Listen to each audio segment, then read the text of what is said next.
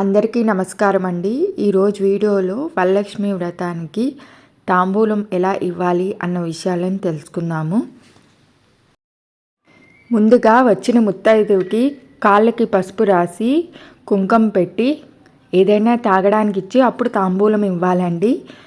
ముందుగా ఒక ప్లేట్లో ఇలాగా బ్లౌజ్ పీస్ పెట్టి గాజులు పెట్టి శనగలు ముందు రోజే కడిగి నానబెట్టుకోవాలి.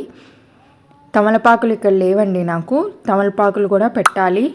తమలపాకులు కొంచెం తడి చేసి పెట్టాలండి.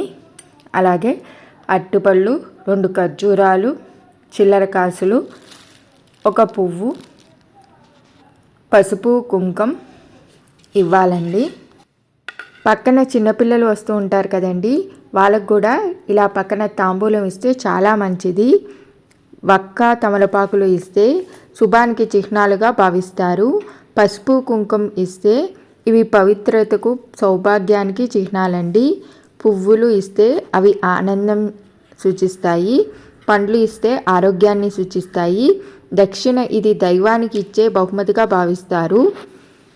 కాబట్టి మనం ఇవి తప్పకుండా ఇవ్వాలి.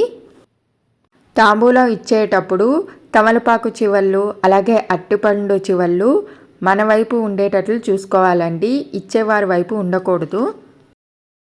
చివళ్ళు వాళ్ళ వైపు పెట్టి ఇస్తే కనుక తాంబూలం వృధా అయిపోతుందండి. మనం ఇచ్చిన ఫలితం ఉండదు.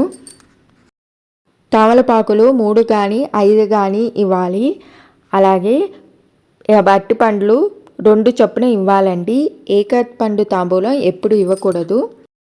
ఈ సంవత్సరం ఆగస్టు 8ని వచ్చిందండి వరలక్ష్మీదేవి వ్రతం. ఇదండి ఈరోజు వీడియో. ఈ వీడియో నచ్చినట్లయితే లైక్ చేసి షేర్ చేసి సబ్స్క్రైబ్ చేసుకోండి.